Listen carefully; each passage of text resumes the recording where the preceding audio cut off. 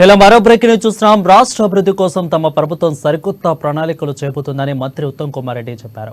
హైదరాబాద్ ఖచ్చితంగా global city అని చెప్పిన ఆయన ఎవరు ఊహించిన విధంగా పెట్టుబడులు తీసుకొచ్చి అభివృద్ధి చేస్తామని అన్నారు. మూసీని గ్లోబల్ లెవెల్లో డెవలప్ చేయబోతున్నట్లు ఉత్తమ్ కుమార్ రెడ్డి స్పష్టం చేశారు. మెట్రో రైలు ఫెసిలిటీని అన్ని వైపులా విస్తరించేందుకు ప్లాన్ చేస్తున్నామని మంత్రి వెల్లడించారు.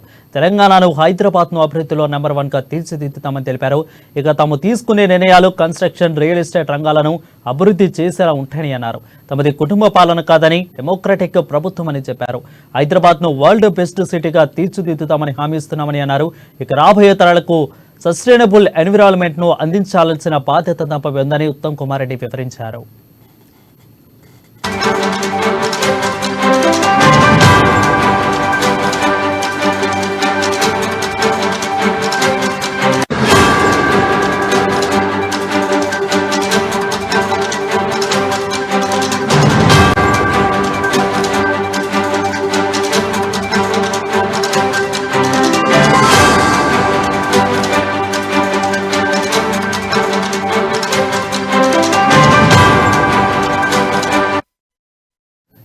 బ్రేకింగ్ చూసినాం. రాష్ట్ర అభివృద్ధి కోసం తమ ప్రభుత్వం సరికొత్త ప్రణాళికలు చేపడుతుందని మంత్రి ఉత్తమ్ కుమార్ రెడ్డి చెప్పారు.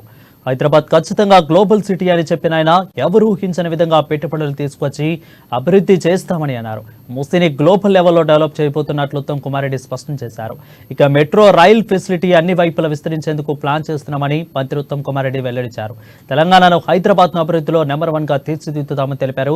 ఇక తాము తీసుకునే నిర్ణయాలు కన్స్ట్రక్షన్, రియల్ ఎస్టేట్ రంగాలను అభివృద్ధి చేసేలా ఉంటున్నాయని అన్నారు.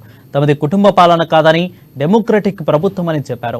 హైదరాబాద్ను వరల్డ్ బెస్ట్ సిటీగా తీర్చిదిద్దుతామని హామీ ఇస్తున్నామని అన్నారు. రాబోయే తరాలకు సస్టైనబుల్ ఎన్విరాన్మెంట్ ను అందించాల్సిన బాధ్యత తమపై ఉందని ఉత్తమ్ కుమార్ రెడ్డి వివరించారు.